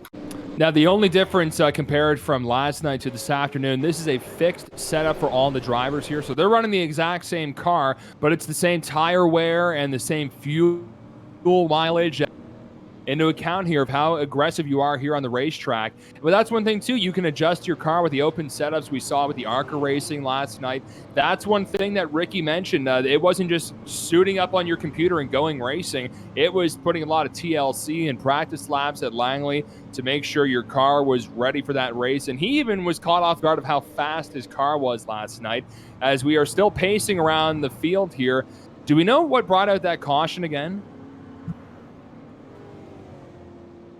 Well, yeah, I was able to get a look at it. It was, again, some issues for the number 9 machine of Campbell Delaney. I think he was kind of caught up in somebody else's mess here. I'm rewinding to get a better look at it again. Well, actually, no, I'm a bit wrong there. It looks like the damage on that number 9 car kind of it's hurting the performance, to say the least. He plowed big time coming off a turn 4 to complete lap number 17, smashed the outside wall, and he got some help from the 47 to kind of checked things up. John Kane got into the back of the 47 car. That is Cody Fink. Spun the two of them around. Campbell Delaney hits the inside wall, goes into the outside wall nose first. So things just not going at all Campbell Delaney's way after winning that consolation race. As you can see, a few of the cars, they got a lot of damage. They're going to need some TLC in the virtual body shop. About a quarter of the way through this race, 100 laps at Five Flags Speedway compared to Petty. I mean, semi-similar banking. This is closer to Riverside International Speedway, but slightly smaller, as this is just a half-mile. Riverside is, a third of a mile for Riverside, so Riverside's a bit smaller here than Five Flags. But either way, it's still a tough track for drivers who may not have too much experience racing here. Green flag is back in the air now for Matthew Barkhouse and the 75 of Mike Alexander. There's Danny Chisholm, your point leader for this Petty Raceway Series, on the outside of Brad Eddy, followed up by Mike Rhino. And another driver passing the number 3 of Suggs is Ricky Arbo. Arbo working his way through the field so far. He's got the preferred line down on the bottom. Great looking red, white, and blue Citgo car working his way around Brett Suggs. It looks like he's going to take that spot. I believe that is for position number 6. It is. He will clear Suggs for 6th. Now we're side by side battling behind them for position 8 with Chris Roma and the 21 car. That is, no, that's not John Fitzpatrick. That's Sean Pierce. Sean Pierce will win that. Oh, big contact, the 61 car. John gone hard into the outside wall, head on. That was nasty looking. Caution comes out again. Now we got a few cars all piled up on the backstretch. There's the 2 as well. Cousins, and we've got Dave Oblinas, I believe, also back there as well. So a few cars all tangled up. Going to need the replay to see exactly what happened, but you did catch the 61 going head first right in. We'll bring up and see what happened to the 66 of Gahan. That was absolutely disgusting. A bit of a contact shot from Keith McCullen in the 30. He bumps the 48 car. That is Dave Oblinas. Oblinus was not able to hang on. He overcorrects, and unfortunately for John Gahan, he's right on the outside, nowhere to go. No really time to slow up or react or anything. Yeah. Destroys the outside wall, and a couple other cars behind get collected as well. Yeah, that's a tough go for Gahan in the 61, as he actually kind of kissed the wall in the front stretch a bit too. So a little bit of an incident before the big incident came up. Coming up to lap number 30, under heat races flew by quick. The consolation race took a little bit. And this feature is taking a bit as well, as the majority has been raced under caution, with Matthew Barkhouse and Mike Alexander still holding the top two. Brad Eddy in that number 1, the Ford Quality Care Mobile, a throwback again to his father's race car back in the day. And sitting in 4th, I believe, is Danny Chisholm in the 87, your current point leader, followed up by, Mike Rhino's in 4th. Can't forget about Mike Rhino. Now Danny Chisholm's in 5th, with Ricky Arbo in 6th. Ricky was a driver who stretched the fuel mileage and the tire mileage last time.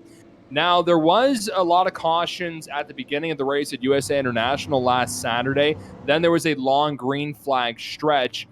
I'm curious about the fuel mileage and as well the tire wear. How much of a factor will that be towards the end, do you think, Kyle?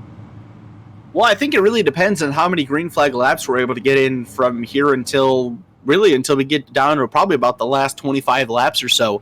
These guys running a lot of caution flags. You're not really going to burn off a lot of fuel. The car's going to stay pretty fueled up, heavy in the rear, and the tires are actually going to stay fairly fresh, not put them through the ringer with the race pace. So again, we'll have to see how things progress. We're still early on. We're only about a third of the way through this race. So still, let's see, we're going to click off lap 31 once we get to the line here. So we'll still have 69 laps to go. So still plenty of time for that to change. But at least with the pace that we're going at right now, if things don't change, these guys might actually have quite a bit of equipment left once we get down to the end. I believe we have GM superstar Tim Terry in the booth now, running all around the track. Tim, what's going on? How is your afternoon so far? Yeah, it's doing great. I know you guys are getting ready to go back to green. These guys, for the record, for those guys that are watching, have changed to single file restarts until we can get 20 green flag laps in, and hopefully that helps a little bit of the caution remedy. You know how these races go. Pace car is in. We're getting ready. Thanks a lot, Tim. Green flag out. You heard that from the man himself. Single file restart for Matthew Barkhouse and Mike Alexander in the 5. Brad Eddy in the number 1, followed up by Mike Rhino in the 34. Rounding at the top 5, Danny Chisholm. Oh, Mike Rhino kissed the wall. That gave a little bit of a chance for the 87, as we are a freight train down the front stretch here. Lap 33 in the books. We're now on lap 34, and Mike Alexander looking in front. Oh, we got Evan Osborne in front of your leaders. Mike Rhino. And that may bring in another caution here. In fact, it does. Yeah, indeed it does. I wasn't watching exactly Matthew Barkhouse as that happened, and I saw him go up to the outside line. I was a little confused as to what he was doing. It almost looked like he was trying to give up the lead to Mike Alexander, and then you see the lapped car there of Evan Osborne come into the picture, and it stacks everything up. Mike Rhino and Danny Chisholm get into each other. Ricky Arbo gets in the back at Chisholm, spins him down to the inside wall. He makes a nose punch into that inside guardrail. That changes a lot there. We got some front runners that are now going to have to go to the back. Yeah, I saw Brett Suggs get hit by the number 34 machine. So Evan Osborne in that number 8 looks like some contact maybe with Delaney, McClellan, and Dave Oblinus, and just wasn't able to get it fired up here as we are checking things out. So yeah, you can actually take a look. These the 9, the 30, the 8, they were all involved in a wreck, and the 8 was in the racing groove, and that's why you saw the leaders check up and try and get around the outside. And just the guy, when you're 4, 5, 6 cars back in a pack, you can't see through all those race cars. So I mean, it looked like originally it might have been something on Ricky Arbo getting in the back of Chisholm there, but man, when you've got the racetrack blocked like that, there's just nowhere to go. So a tough break for those guys. I was curious about that too, Kyle. I was noticing before the camera cut that the 15 was lifting up a bit. I was wondering what was happening. Now Matthew and Mike, they're brothers. Maybe they're being friendly. I don't know. They're pretty clean racing each other on the racetrack. But then we saw the turned around number 8 facing the opposite way in front of the leaders, and it totally makes sense. And unfortunately, the casualties, I believe, will be the 34. And, the number 3 machine, Brett Suggs, that keeps his position, but Danny Chisholm as well has fallen back just a little bit, and you can see as well the 34 some damage. So comers and goers and some movers now. Ricky Arbo sliding into that 4th position. curious as to how race control is going to deem this caution. I've been checking out the server information, and it doesn't look like anybody has been given the end-of-line penalty as of yet. I'm not sure if they're going to send Ricky to the back for turning Danny, or if they're going to put that one on the lap car there of Evan Osborne for kind of being in the way. I guess we'll see before we go green flag racing here, but the biggest loser out of that, of course, is Danny Chisholm. He was inside the top 5. Now it looks like he's going to restart 21st position. He's the penultimate car on the lead lap. So, man, that's a heartbreaker if you're Danny, and with the amount of caution laps that we've had so far, it makes it difficult to get through the field, and especially with where these incidents are happening. Now he's kind of in the hornet's nest, so it could be him next if things don't change. But it looks like I think we're going to stay with what we got for right now. It doesn't look like anybody's going to get any penalties for that one. And again, we did not get 20 laps in, so now we'll have to we'll stay single file, and it should be we're looking to get green until lap 60 in order to go back to double file. If you're curious, race fans, of why are some drivers off the track and why some are still kicking around here, there are points, disqualification points, which can be accumulated over the race. 25 will kick you out at the end. Green flag is back out here at Five Flags Speedway. 60 laps remaining of this 100-lapper. It's the Petty International Raceway eSports Series as we go through COVID-19. Race number 2 with Matthew Barkhouse in front of Mike Alexander, Brad Eddy, and New Brunswick's own Ricky Arbo sitting in fourth.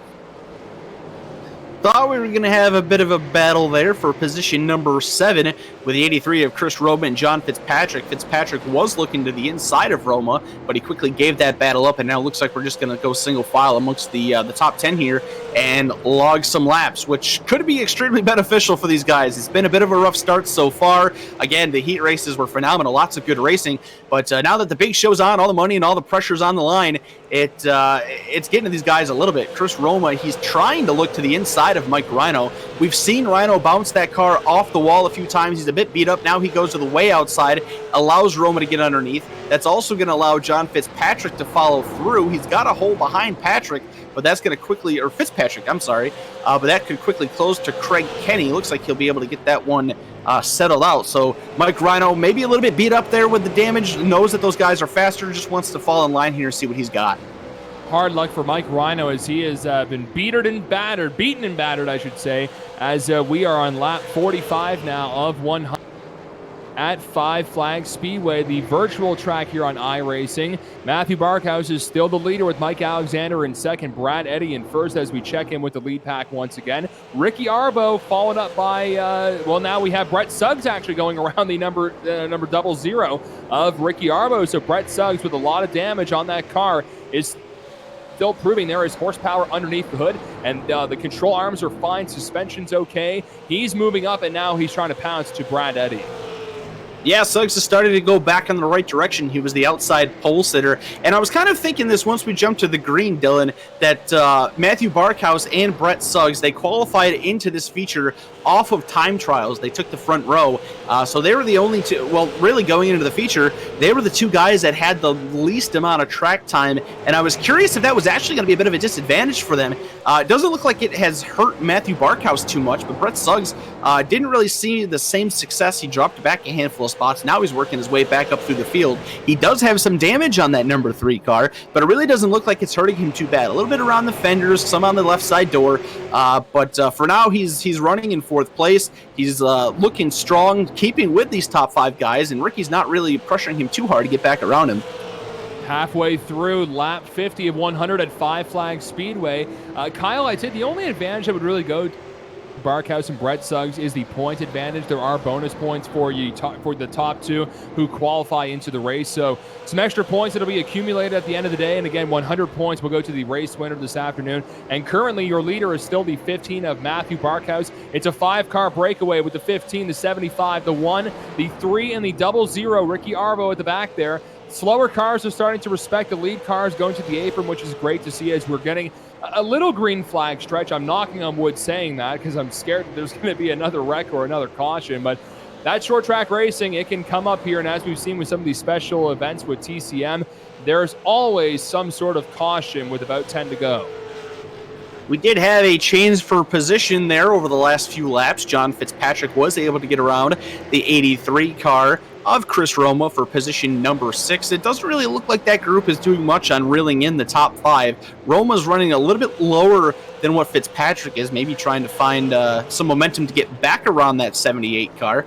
But at the same time, you don't want to fight too hard. Of course, we still got plenty of laps to go, but the harder that these guys race, the smaller that top 5 group is going to get in front of their windshield. So lap number 54 will go on the books. We are getting a green flag run in here. Looks like lap traffic going to become a factor here. Todd Cousins, the next victim to go a lap down. He is trying to stay on the lead lap. He will go to the outside, give the leaders away, and won't be too much of a factor here. Evan Osborne, the next to go a lap down after him. I'd be so nervous if I was Matthew Barkhouse. We're on board the number 15 machine as you got the gyroscope working well. He's Evan Osborne, who's had a heck of an afternoon, let alone in the heat. Wiggle there for Matthew Barkhouse going into turn number 1. It's so cool to see these onboard cameras as he's working his way through these slower cars here on the track, and he can maybe use those slow cars to his advantage to slow up Mike Alexander and Brad Eddy at the back here. Cranking at lap 58. In fact, the slow car in front, sparks are flying after they crash into the wall temporarily.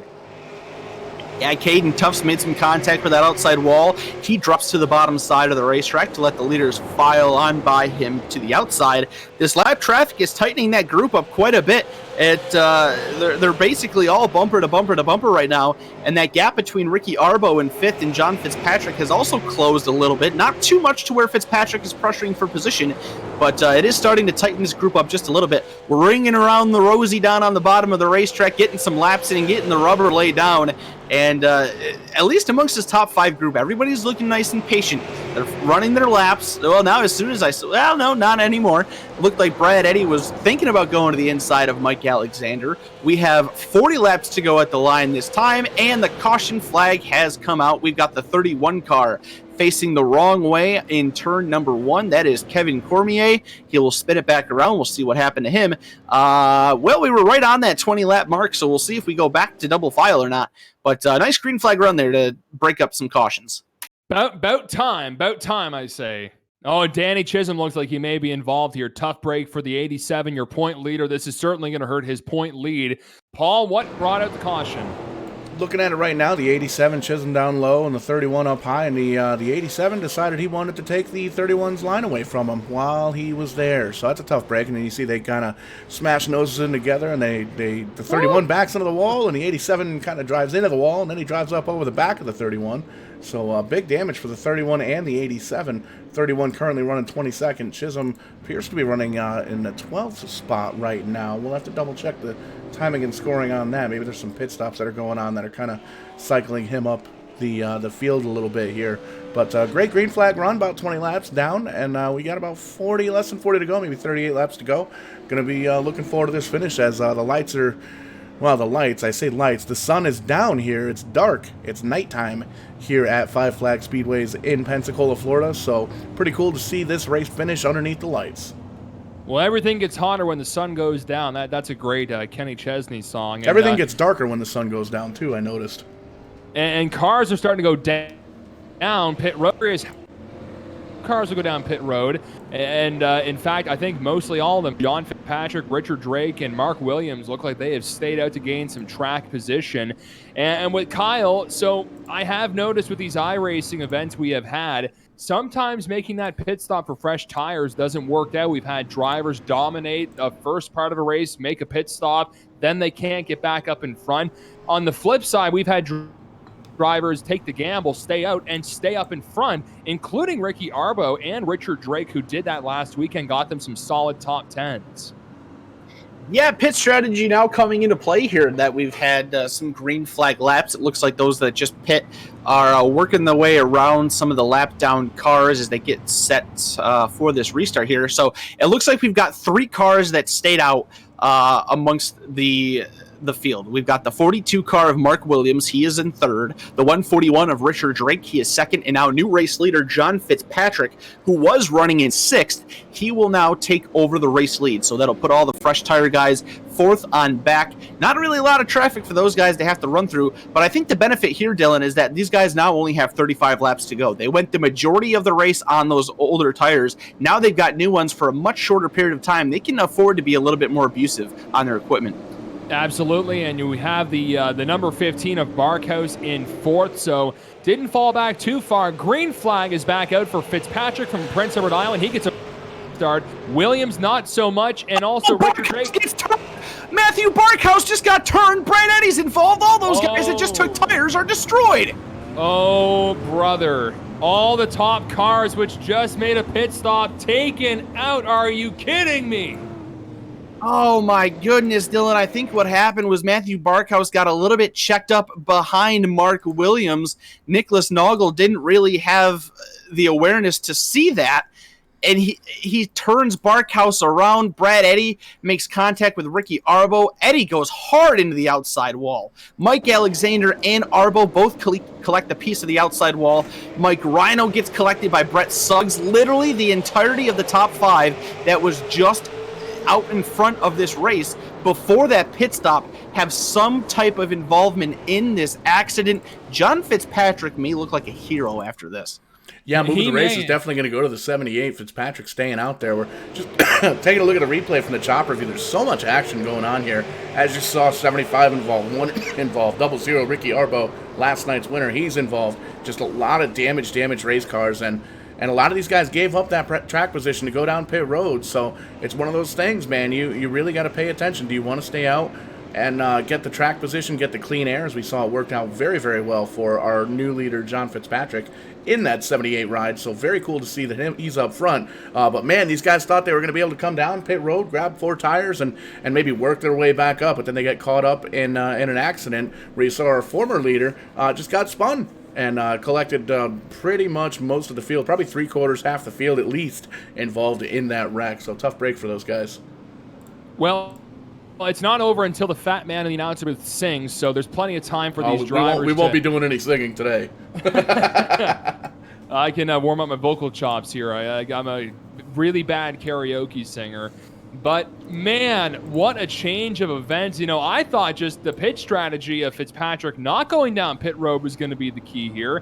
Maybe not the case, as he is still out in front, avoids disaster along with Richard Drake and Mark Williams.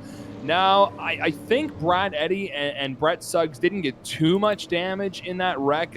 Unfortunately, you had Alexander and Barkhouse get a brunt of all that damage that happened.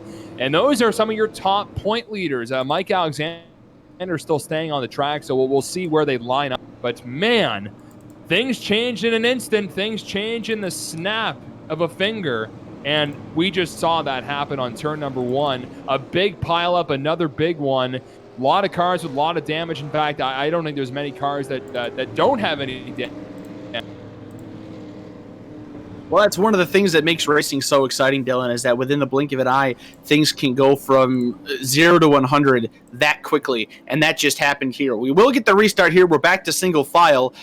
Lap 71 will go in the books, 29 to go. John Fitzpatrick with a nice restart. Mike Alexander is already looking to the inside of the 42 car for third. He's got to be careful there.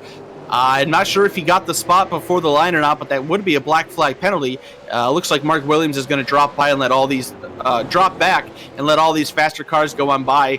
He doesn't want to be a part of any more messes. Let's all those faster cars go on by, and that puts Mike Alexander third. Keith McClellan's beautiful-looking Bud Light 30 up to fourth, and Ricky Arbo back inside the top 5. Although not looking as pretty as he did before, he does have some left front damage and slapped the outside wall with the right side, but he is still inside the top 5, and Mike Rhino pressuring from behind.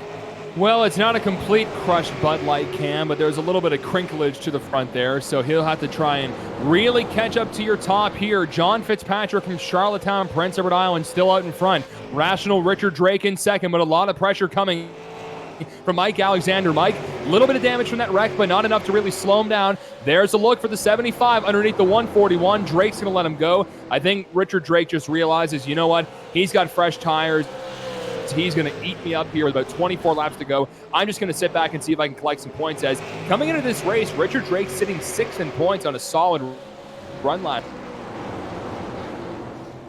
Yeah, with all this shakeup in the running order here amongst the top 5, and with all those front runners now jostled all throughout the field, this definitely opens up the points battle for some of these guys like Richard Drake. And as you've said earlier throughout this broadcast, this is only a 3-race series. The points were extremely tight coming in, as you would expect after one event, but only keeping it a three-week series makes it so crucial to be perfect. One small mistake, and you're going to drop a ton in the points. The top 7 in the points came in only separated by 13 points, and the intervals behind Keith Mack in 7th are pretty tight as well. So it makes it extremely, extremely important to run well, to continue to run well. Mike Alexander in 2nd place. He came in here in 3rd. He's the highest running amongst those guys up in the points. That issue with Danny Chisholm earlier on in the race really opens that up. He came in the points leader by 3 over Brett Suggs. He is currently trapped a lap down in 14th position, so he needs another caution flag to get back on the lead lap and gain some more spots.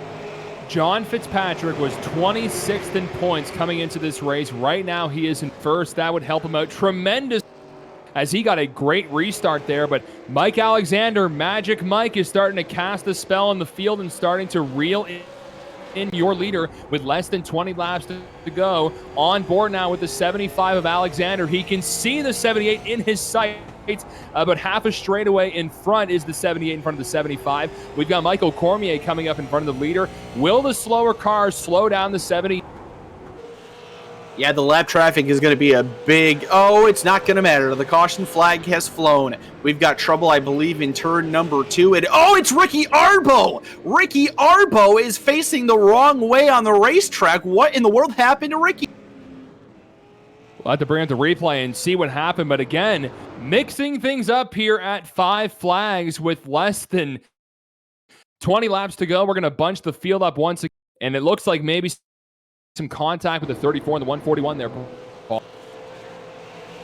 Yeah, pulling up the old VidaneTV instant replay, you can see Ricky goes up to the wall, gives it a little bit of a kiss, and just gets a little bit of a tap there from the 141. It doesn't even look like it was anything super crazy substantial. Just a tough break, man. He was... We'll soon look at it from the 141's view. You can see he's under fire from the 34. So he doesn't... he's kind of racing out the windshield, racing out the rear window, and both side mirrors as well. And you can see Ricky kind of comes down just a bit and just gets turned right there, and that's a tough break. No damage to the 141, but it spins Ricky around. Not too much more damage. I don't think it's going to affect him any more than the damage he's already got, but tough break for Ricky, last night's winner. A little bit of sponsor exposure for the Laker on the 141. Drake, and a shout out to Pat Healy, loves watching all these races and sponsoring Richard Drake. But Richard's going down pit road here in the top 5, so that will shake things up once again. Great Cars song, and cars on the track have a lot of damage, some don't. And now we have John Fitzpatrick still holding down the lead. Mike Alexander in 2nd. Keith McClennan, that number 30's in 3rd. Mike Rhino in 4th. And it looks like Roma is going to be starting in 5th here on this restart.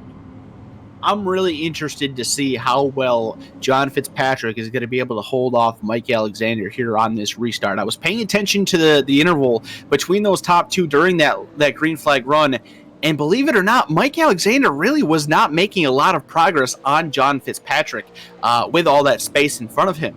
So maybe maybe John's got some confidence in those tires. He did a good job of saving them, leaving them up to the important part of the race right now, where it's money time. Are we going green? No, we're not going green this time. It does appear we'll stay single file, so that's at least a benefit for John. He doesn't have to worry about Mike being right next to him, although he is still the control car. But we'll have less than 15 laps to go when we go green. I really think John's got a shot to hang on to this win. He does, but if there's a little shot 5, that could mix things up. I mean, Mike's a pretty clean driver, but then again, he doesn't have his younger brother sitting in front of him, so things could be different. We've got an Islander in 1st. We've got a Nova Scotian sitting in 2nd, and then we have the number 30 of, we've been calling him Keith Mack occasionally, but we've got McClennan sitting in 3rd. So things are about to get exciting towards the end here. Strap in, race fans, if you weren't already. Things are about to heat up with about 12 laps to go. Pace truck is pulled in. John Fitzpatrick gets the green flag, gets in front of Mike Alexander. How well will those tires hold up as Mike Alexander throws it on the inside, but Fitzpatrick starts to get... Alexander is all over the back bumper, looking all ready to take the race lead, at least put that family in victory lane. Now he does it. He goes to the inside into turns 1 and 2. Side by side, Fitzpatrick giving him just enough room, not enough to really make something too comfortable happen, but now he's dead even with him. Mike Alexander, John Fitzpatrick battling for the race lead with 11 laps to go. Dead even at the line, at the stripe. Fitzpatrick hangs on by 0.08 of a second, but Mike Alexander, he might have the advantage coming off at 2. Drag racing to turn number 3. Keith Mccullen in the number 30, watching this in the catbird seat. Fitzpatrick and Alexander side by side with 9 laps remaining. Now we're on board. This is the perfect view, race fans, to watch this side-by-side battle. It's door handle to door handle racing at its finest at Five Flags. Fitzpatrick, and it's Mike Alexander. One car gets in front for a bit. They're dead even coming towards the line. A little bit of contact there. Mike Alexander a little sideways. Now he gets a little run on the inside with less than 8 laps. The battle is heating up, and these guys are watching their gap to the cars behind disappear. Keith Mccullen now right on the back bumper of Mike Alexander. Mike Rhino now up to P4. He's going to try to get into the mix here. I am so impressed with John Fitzpatrick fighting hard. He might even be able to clear Mike Alexander coming off of turn number 2. He's got so much of an advantage going into 3, but that bottom line for Alexander brings him right back even. Oh, Alexander slides a little bit, and now Fitzpatrick will clear. Does he go to the bottom? He doesn't. He wants to stay in that middle line. He stays in the middle line. Now he is completely clear of Mike Alexander, coming back to the line for 6 laps to go. The battle is heating up. This is getting good. John Fitzpatrick has figured out that outside lane is working. It's working very well. Now Mike Alexander going to try and replicate the 78's movements. Can he get that outside lane to work? We've got McClellan also trying to peer on the inside. Not much time left for the 75 if he wants to close in. Less than 5 laps to go at Five Flags Speedway. We talked about it earlier in the day to see if that outside line was going to be able to come in, and I think it's very clear that it has. John Fitzpatrick is not rim riding that white line around the apron. He's keeping it about a car length up off the bottom of the track, and he's finding success. He has held off Mike Alexander, who is on fresher tires. He does have some damage that John Fitzpatrick does not have, but the fresher tires you would think would be the biggest advantage, and so far Fitzpatrick's holding him off. I think Alexander is starting to reel him back in a little bit. Only 3 laps to go. He's got to make something happen if he's going to make a charge.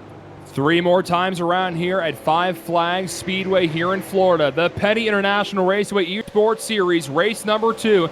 John Fitzpatrick came into this race well back from your top leader, 87 Danny Chisholm, with 2 laps remaining. Can the 78 hold off the 75? Now we're going down the backstretch here, coming out of turn number 2. McClellan also throwing a lot of pressure on Mike Alexander. One more time around, race fans. This is going to be an exciting final lap. One more time around for the 78 Fitzpatrick, keeping our eye on the battle for second as well. Mike Alexander trying to throw it in. There's only going to be one more opportunity, and it's turn 3 and 4. Can Alexander reel him in? He's got pressure from the 30. That means the 78 can drive onto the checkered flag. PEI's number 78, John Fitzpatrick, wins at Five Flags. What an impressive run for John Fitzpatrick. The pit strategy pays off. When the leaders come to pit road, Fitzpatrick, who was running in 6th at the time, stays on the racetrack. The big guns behind him crash. He uses those older tires to fend off the fresh ones on Mike Alexander and takes the victory here at Five Flags Speedway. And as you mentioned just a few minutes ago, Dylan, he entered this race 26th in points, gets the big win. That'll boost him up tremendously after this one.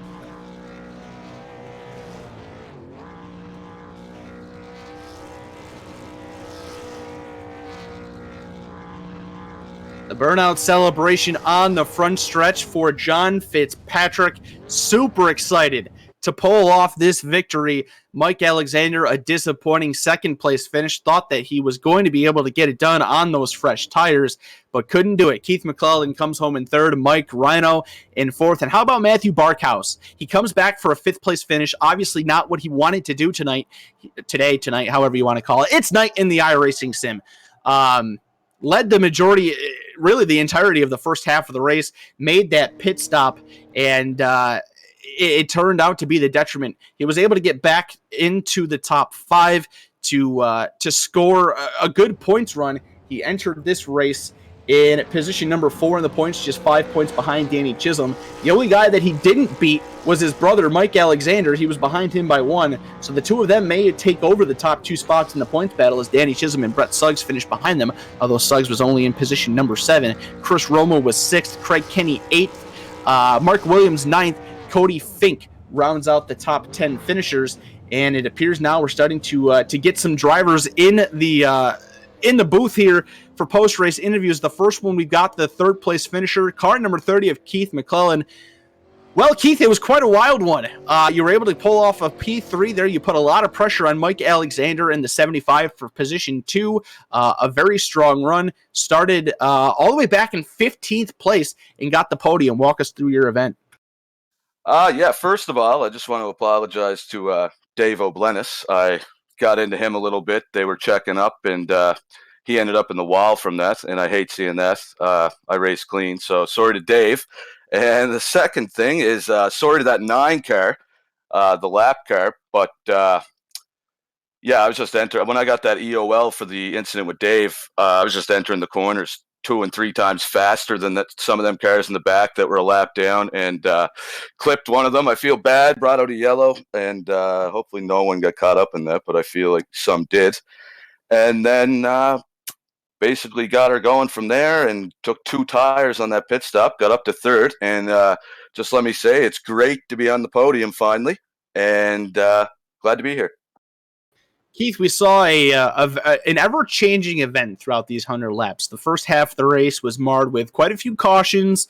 It was a bit difficult to get some green flag laps in. Then we went on about a 20-lap green flag run through the middle part of the race. Things change with the leaders coming down, and then they all get caught up in a big crash in 1 and 2 after their pit stop.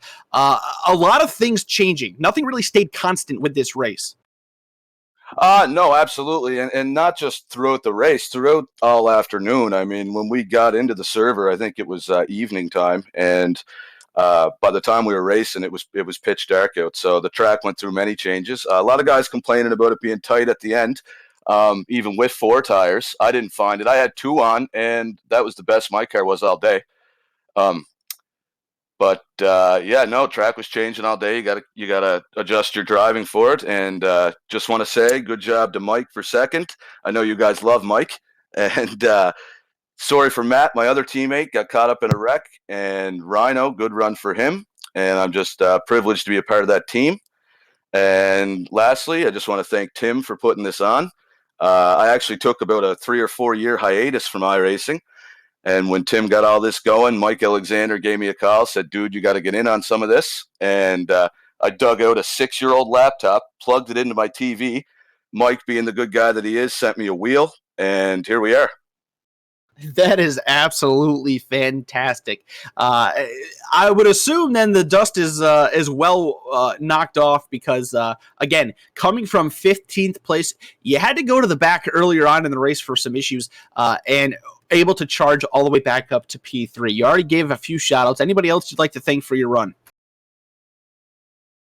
No, just again want to thank Tim and Petty Raceway for putting this on. Other than that, my team, again, privileged to be them guys let me in there. Sometimes I might be a little annoying or some of the stuff I'm screaming and hollering about when we're on the racetrack, but they put up with it, and happy for that. And they're a bunch of good guys. And as you said, 15th coming from the back. I was 2nd quickest in practice, and I blew the qualifying run, completely mangled it. So I really didn't feel I should have been back there at all, and I think that's what got me into some problems. But, yeah, we gathered it back up and got 3rd. So thanks, guys, and not a bad run. We'll get them next week. Sounds like the speed in the car was truly shown with a good top 3 finish. That is Keith McCullen. He entered today's race, 7th in the points. He'll definitely boost up for sure. I believe we've got the portable microphone working now for Dylan Langell down on pit road. He is caught up with Mike Alexander, I believe, here, our 2nd place finisher. Yeah, the portable internet stopped working after the race finished. But we got the race in, though, and I got to see Mike Alexander finish 2nd again. Mike, are you there? Well, maybe. Oh, wait a minute. I'm here, but I'm here. We got the mic working. Mike, I don't know if you're watching the race after, like 3 different nicknames: Iron Man, Magic Mike, and a few. And you had the magic going for you again. You were on the inside with the winner, John. I was figuring the fresher tires would have done something on the inside, but what happened towards the end there, and just for the tire fall off? Yeah, I thought I was in really good shape, and then we got caught up in that wreck there, and it hurt the car a lot. I probably dropped off like 3 or 4 tenths, and I couldn't do anything with John. But congrats to him. He's really been picking up his speed lately, and it's good to see him get a win. You've had different varieties of races. You've had the ones where you went down pit road, didn't work out. You've stretched the. And tonight, you get tangled up in some wrecks, but you still got the top 2. Did you think you'd be able to hang on to get a podium finish again? Yeah, I thought I thought it was the right call. Me and Matt were just saving at the beginning, just riding along, and then we got a little bit of a green flag run, and we figured we'd need tires, so we came down, and unfortunately got caught up in that. Some guys just drive over their head, but it was probably, in all reality, it was probably Matt's race to win. He's really fast here, and sucks to see him get caught up in that, but it is what it is. So what are your initial thoughts when you get caught up in a wreck like that, figuring, okay, I'm taking this strategy to get some fresh tires, and now a slower car slides up and now takes us and a few others, including myself, out? At that point, I go pretty much from calm, cool, and collected to just seeing red, and I'm not so smooth anymore. Did you smash your keyboard? I didn't smash the keyboard, but if you did notice, I smashed the wall a few times coming to the checkered flag. I see red, so. Well, you can calm down with a cold one this afternoon, this evening. Is anybody you want to thank for the top 2 again? Just the guys over at Rev, and you guys for putting this on, Tim, Petty Raceway. Everybody that watches on here. My grandfather, he watches the races a lot. Awesome. Great stuff then, Mike. Well, solid finish again. And will we see you racing tomorrow night as well? Yeah, I'll be around. Cool. Have yourself a great evening. Congratulations on a second place finish again. Thanks, Dylan. It's Magic Mike, Iron Mike, whatever you want to call him, finishing second again. And I think we got another guy here in the production booth. That's our winner, Dylan. We got a race winner. I was curious. My internet stopped working. From Charlottetown, Prince Edward Island, John Fitzpatrick pulling the strategy move to win. John, can you hear us? I can got you guys now there. John, my man, that was a real fun race to watch towards the end. You were side by side with Mike Alexander in the 75, and you came out on top. How does it feel to get your first iRace win here? Oh, it feels awesome. I mean, it was a really fun race. Started mid-pack. I didn't really get the qualifying run I wanted. I saved my stuff in the heat. I didn't push it too hard. That was lots of fun there. Thanks, guys, for putting this on today. It was lots of fun. It was a lot of fun to watch. Did you think that Mike had something for you on the inside, or did you know that his car was pretty beat up after that big pileup? Oh, to be honest with you, I didn't have a clue. I was just hitting the brake going into the corner and hitting the gas coming off and hoping for the best, to be honest with you. So for some of the race fans watching who may be unfamiliar, who is John Fitzpatrick? I know you're from the island. Where do you race and what do you race? I used to race for fun at Oyster Bed. I won the championship in the For Fun series there. Then I moved up to the Honda Outlaw where I did that for a couple of years. Then I haven't been able to get back into racing ever since. But you got iRacing though. Yeah, that somewhat fixes the fix, I guess. For sure. Do you want to thank anybody or give a shout out to anybody watching this afternoon? I'd like to thank my wife for letting me do this, giving me the time. We've got 2 young ones at home, so it's not always easy to get on, so I definitely appreciate her and her support for letting me do this. Excellent stuff there. Nice win, John. Congratulations. We hope to see you tomorrow night. Thank you. I'll be there. I'll try and repeat. Right on, buddy. Thanks a lot. Thanks, guys, and thanks, Tim, for putting this on. It's John Fitzpatrick, the number 78 race winner this afternoon. And he's a driver right there who hasn't been in a race car in a while. It can still prove he can wheel and deal in iRacing. Yeah, for sure.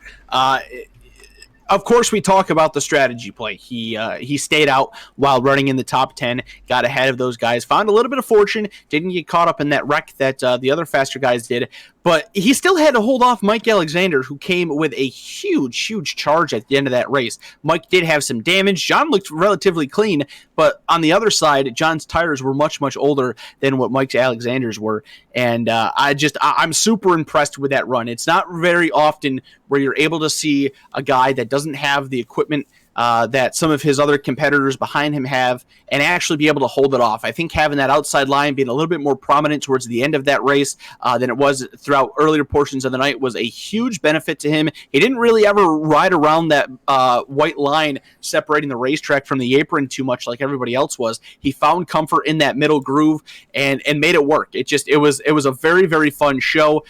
Second half of the race, much better than the first, and I think we were all treated to a very good event overall. Wouldn't be a TCM event without a exciting finish towards the end. I don't think there's been one race here that's finished for like a long green flag stretch. There's always a few laps to go. And Tim Terry's in here. Tim, that was to announce, especially watching the 78 and the 75 go at it towards the end. Yeah, I hope it was an exciting race to watch. I know I caught a few laps at the end of Mikey and John putting on a show. Congratulations to them. Once again, great to see Keith back behind the wheel. Keith's one hell of a wheel man. That wasn't the prettiest of races. Middle of the race, obviously the LCQ, you're going to have that in the B main. But it's I think it's the first time all season or since we started this that I actually had to mute the whole server chat because they were trying to kill each other in game. So that's we're going to regroup. We'll take a deep breath because it's there's been a few in the server that have said I'm a little too strict and a little too forward with the race control, but they also don't get to talk to race control in their real race cars. So we'll step back, take a breath, try to figure everything out. Congratulations to John Fitzpatrick. We're going to give him a TCM All-Star Showcase spot as well with that. Technically, it's not a TCM special event. It's a Petty Raceway deal. But since we're putting it on and it's our rules, we're going to give John a All-Star Showcase event. So that brings us up to 15 drivers that are qualified for that. If you didn't hear, the Maritime Pro Stock Tour conveniently at 2 o'clock today when we went on air put out that they canceled their first two events. So it looks like we'll be racing here until at least the end of May, and then we'll re-evaluate and whatever else. So, Dylan, right now the first tour race is Riverside on June 6th, if everything holds to. But with this COVID-19 pandemic, we don't know. Yeah. It's if I'm a betting man, I'm not betting my chips on that race either, unfortunately. But hey, we got iRacing for the meantime. We've been seeing a lot of exciting racing here on the internet. Yeah, we have. It's great to see all these guys show up. I know there's some that are getting frustrated, and after today, I'm sure there's some that are a little frustrated with the race cars, the race tracks, with me. But that's just racing, the way it goes. I mean, if you could be sitting in the real race car and say the same thing about the race director that's in the tower, the real tower at the racetrack. So we'll take a breath. If you're still with us, thank you for watching. Next week is New Smyrna Speedway. It's the season finale. Tighter racetrack. We're already looking at potentially changing the format a little bit with B mains and A mains, and maybe only taking 24 as opposed to 30. But we'll see what goes on. Tomorrow night is the Tranquility app 125. Be with the Web Racing Network folks. Matt Thomas is going to take us through the Sunday night deal because I know we almost killed Paul last week doing 4 straight. So I want to give him a little bit of a break in between. So. But yeah, that's tomorrow night. Qualifying is at 8. So if you're on iRacing and you want to be involved in these races, those TCM special events are completely free to qualify for.